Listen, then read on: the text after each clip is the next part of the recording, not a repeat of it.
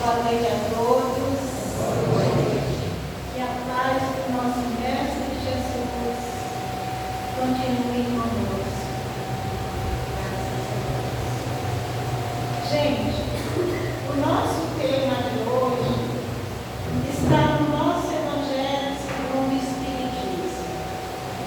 Bem-aventurado os pobres de espíritos, porque é deles o reino dos céus.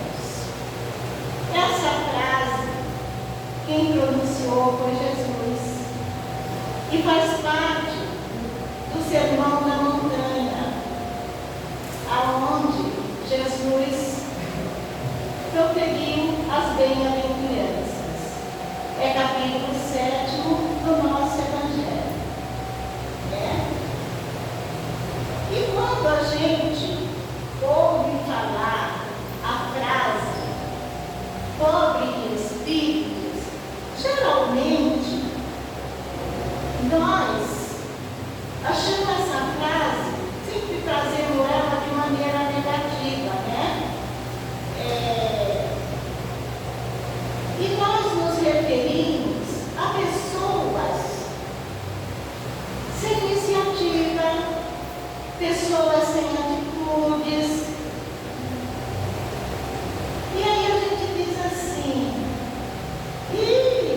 fulano, ele é pobre de espírito, é um acomodado, um preguiçoso, um desprovido de inteligência. Olha quantos adjetivos nós usamos, muitas vezes de maneira errada, para prejudicar, para humilhar, para brigar com o outro. Mas se foi Jesus que pronunciou essa frase, o que Jesus quis realmente dizer com o pobre de espírito? Então Jesus aqui, ele se refere à pessoa que tem simplicidade de coração, pessoas humildes, aquelas que não se elevam acima do que é para não diminuir o outro, né? Ou seja, é aquela pessoa que se deixa levar muito mais pelo espírito do que pela matéria. Então é isso que Jesus realmente quis dizer. Jesus não quis dizer que ser pobre de espírito é nós andarmos de cabeça baixa, é aceitar humilhações, é sermos conduzidos a situações degradantes que não temos direito de defesa. Jesus não quis dizer isso, jamais. Jesus falou que ser pobre de espírito é ter sentimento, que é uma virtude e que nasce dentro dos nossos corações. E esse sentimento da humildade permite que nós tenhamos para com o nosso próximo e conosco mesmo uma relação de sentimento, onde nós vamos entender e passar para o nosso irmão que somos todos iguais perante a Deus. É isso que Jesus diz. E um grande exemplo que nós temos é o exemplo de Gandhi. Gandhi, ele estava muito inconformado com a situação que a Índia estava vivendo. Ela estava sob o domínio dos ingleses. E os ingleses, então, decretaram algumas medidas. Uma delas era que os indianos não podiam andar pelas calçadas. As calçadas eram uso exclusivo dos ingleses e dos turistas. Gandhi não se conformou no meu país. E como é que a gente já está sob o domínio e ainda tem que passar pela humilhação de andar fora da calçada? Ele não se conformou. E um dia ele sai e vai pela calçada. O soldado, um desses que estava ali tomando conta, pega o Gandhi e joga ele no chão. Gandhi não tem a menor reação de raiva, de nada.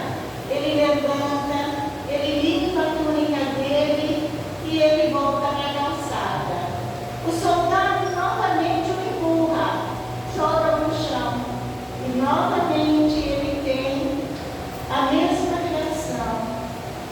Ele se limpa e volta para a calçada. Na terceira vez, o soldado já está muito irado.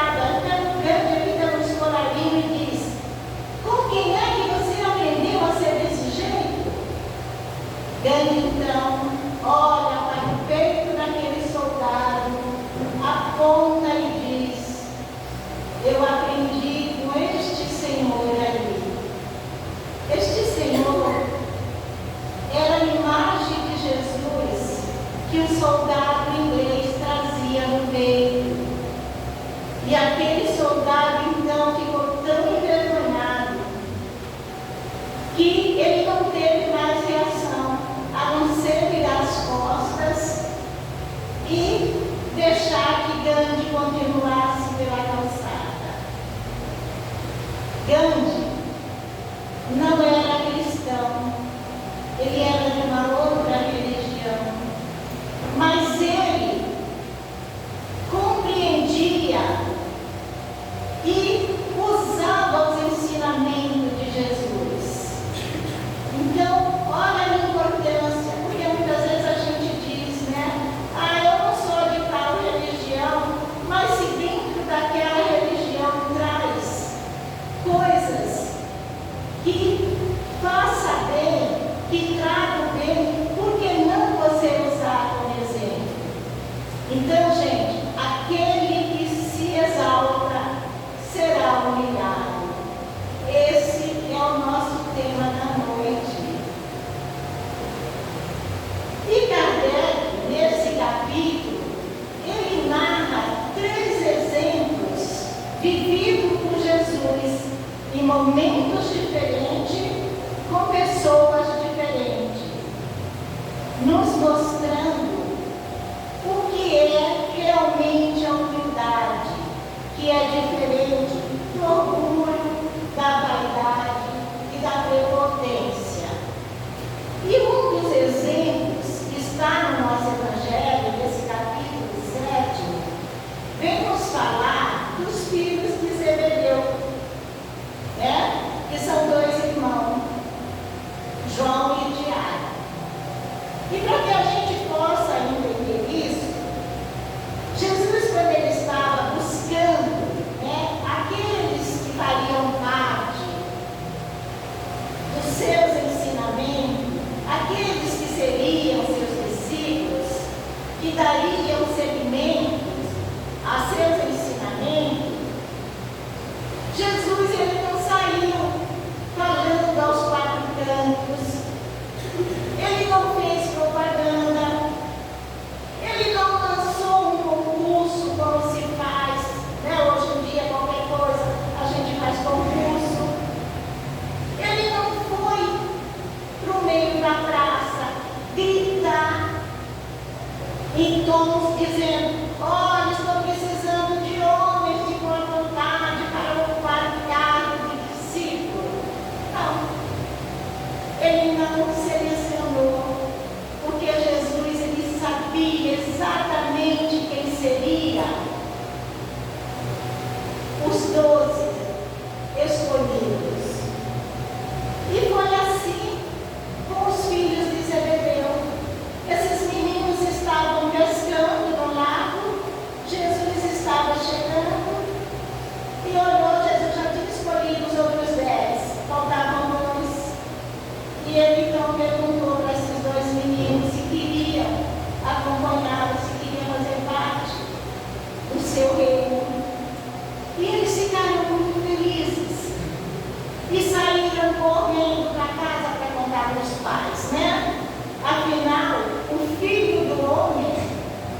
tinha convidado eles para fazer parte do reino. E eles vão para casa, felizes da vida.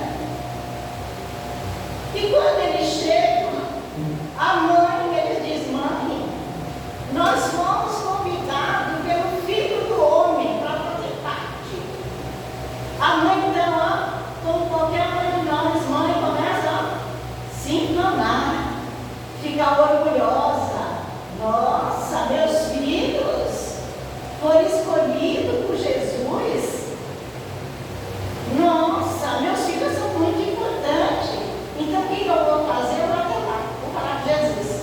Porque não é assim, escolher meus filhos para participar de qualquer cargo, né? Ela já pelo cargo. E aí ela vai até Jesus. E quando ela chega, Jesus já olha e fala: aí ela fala para a mulher: o que você quer? Ela fala: você escolheu meus filhos para estar junto com você nesse reinado. Então eu tenho uma proposta para lhe fazer. Eu quero que meus filhos estejam um do seu lado direito e outro do seu lado esquerdo. E os outros 10 apóstolos estão ali, né? Só um domingo. Aí Jesus olha para ela e fala: mulher, você não sabe o que você está pedindo. Será que eles podem? Será que eles tomarão o mesmo cálice que eu? E automaticamente eles respondem: sim, sim. A mãe também: sim. O que eles entendiam o cálice? O cálice de cristal, né? Onde seria servido o melhor vinho.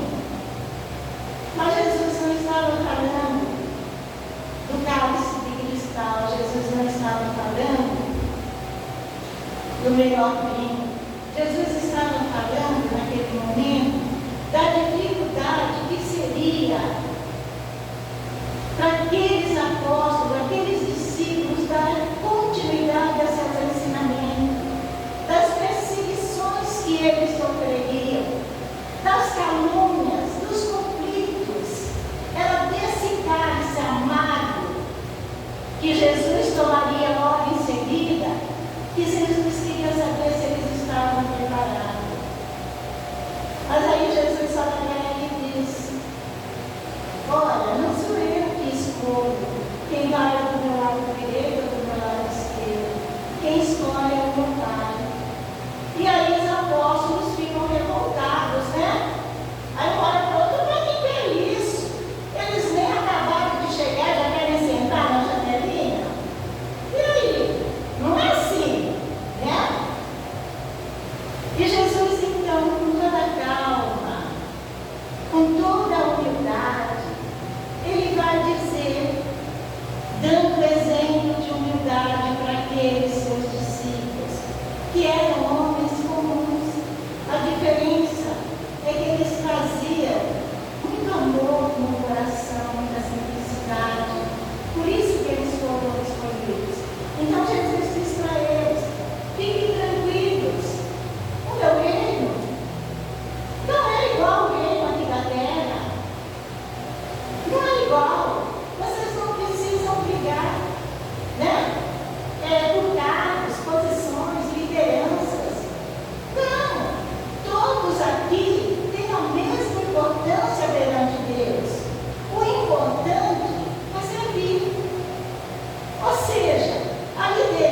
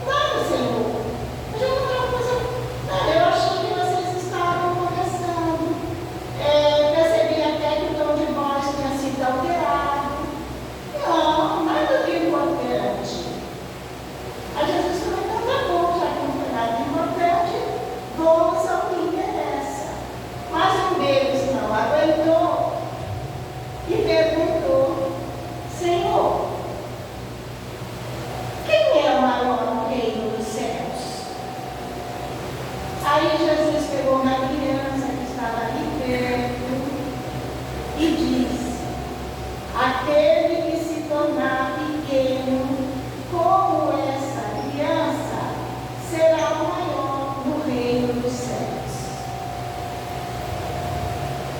Jesus, ele não disse que o céu seria das crianças, né? Que o reino do céu não seria. Por que ele não disse isso? E a gente que hoje conhece a doutrina espírita, a gente consegue entender o que Jesus quis dizer.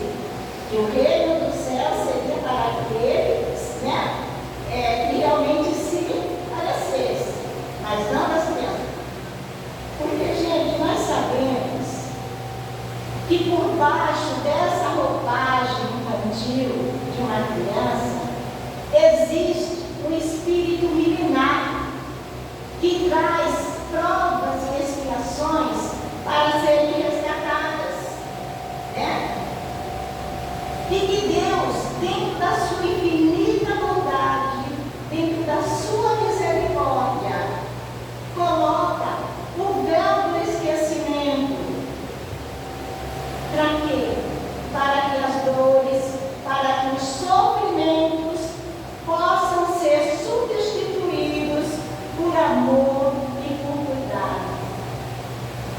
Porque senão seria muito difícil nós convivermos com qualquer criatura que não tivesse, né, esse véu de esquecimento, e a gente tem que conviver com alguém que nos fez mal, que nos maltratou, que nos traiu, ou que nós fizéssemos isso com eles, né? Então, esse foi o segundo exemplo de unidade que Jesus deu e que está nesse nosso capítulo 7. O terceiro é uma parábola que Jesus fala quando ele foi chamado por um dos principais fariseus para participar de um banquete. E essa parábola, eu quero dizer para vocês que ela é muito atual. É como se Jesus estivesse aqui nesse momento e usasse as redes sociais, a gente ia lá olhar e falar: nossa,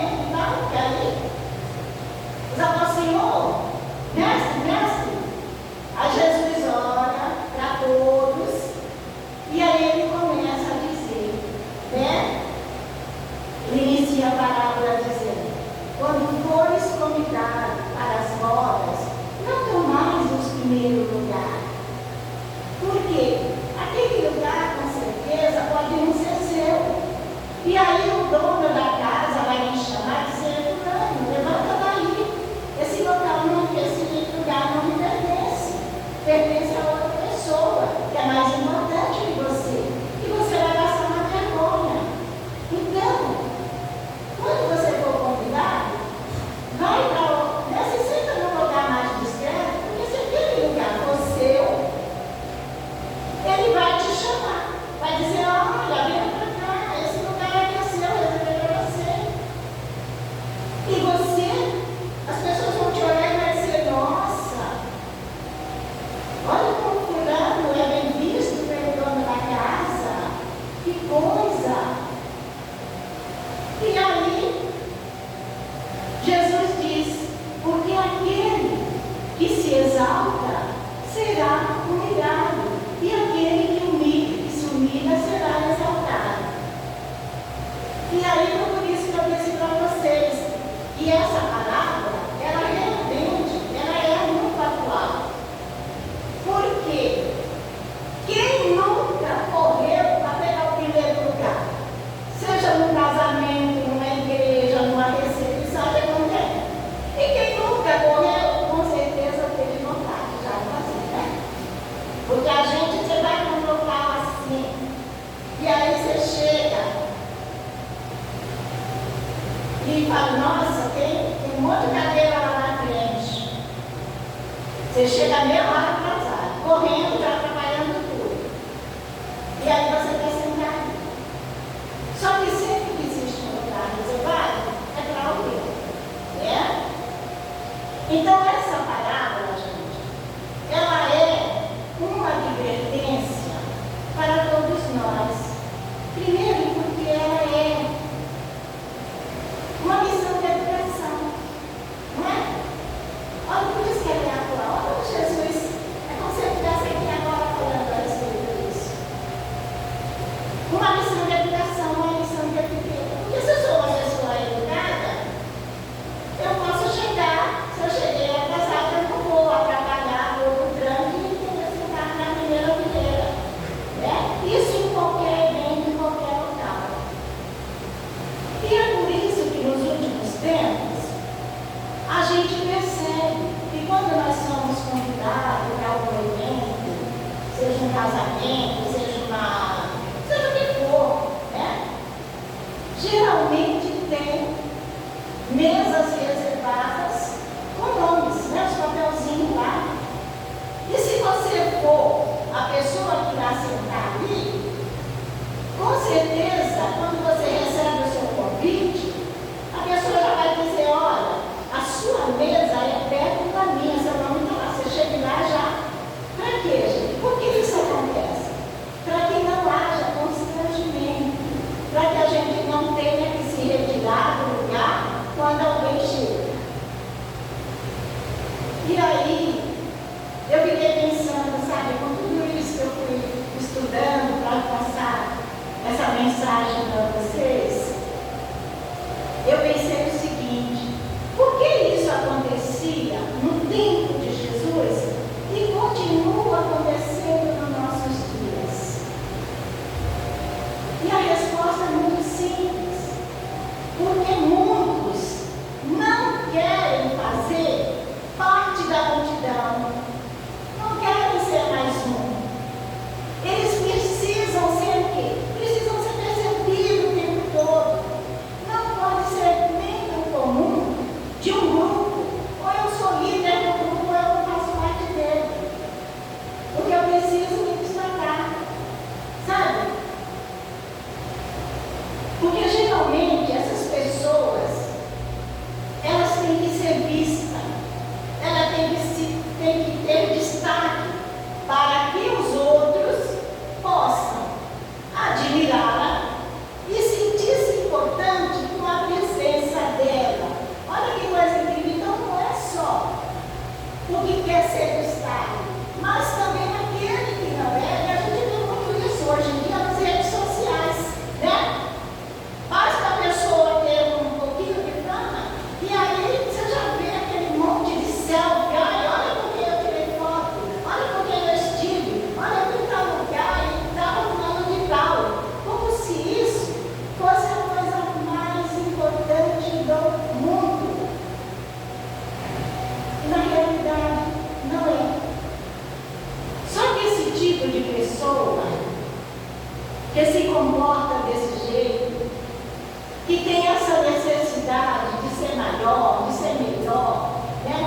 deixa a vaidade tomar conta, elas se esquecem que tudo aqui na terra é passageiro e que tudo que adquirimos nós não levamos. Então, o recado da noite para todos nós é o seguinte: se hoje nós estamos ocupando um cargo importante como dirigente de um grupo, diretores de uma empresa, representante de uma comunidade, se estamos médicos, engenheiros, professores, empresários, não importa o que cargo nós estamos ocupando nesse momento. Não vamos nos deixar contaminar, humilhando aqueles que são subordinados a nós. Isso é muito triste e a gente cansa de ver no nosso dia a dia, né? Porque, gente, quando partirmos, como eu disse, não levaremos nada. Nós não levaremos nenhum desses títulos. Nós não levaremos honrarias, diplomas, nada. O que levaremos? Serão as virtudes conquistadas durante esse período aqui na Terra. E para que a gente não venha a nos arrepender quando chegarmos do outro lado, como tantos irmãos que partem daqui e que depois traz o seu depoimento. A nossa literatura espírita está cheia de depoimento desses irmãos, né? Que passam para o lado de lá e quando chega, que decepção, que arrependimento, pois fracassaram quando tinham tudo para dar certo. Por quê? Porque eles tiveram a oportunidade, mas por causa da vaidade, do orgulho, da prepotência, eles falharam. Então, para que a gente não venha a falhar, para que a gente não tenha o mesmo fim que esses irmãos, porque deve ser muito triste, e depois ter que retornar e começar tudo de novo. E podem acreditar que começar tudo de novo é muito mais difícil, é muito mais penoso nessa situação. Então eu quero agradecer muito a todos vocês que estiveram nessa noite, nesse calor danado, né? Que não está sendo fácil para ninguém. Agradecer pela humildade que vocês tiveram de me escutar. Foi muito bom trazer essa passagem de Jesus. Então, que a gente possa retornar para os nossos lares, levando dentro dos nossos corações esse sentimento que se chama humildade. E que, para terminar, eu não poderia deixar de colocar uma música, né, gente? Porque quem me conhece sabe que eu gosto de música. Então, nós vamos ouvir uma música para encerrar a nossa conversa de hoje, tá bom? Tá certo?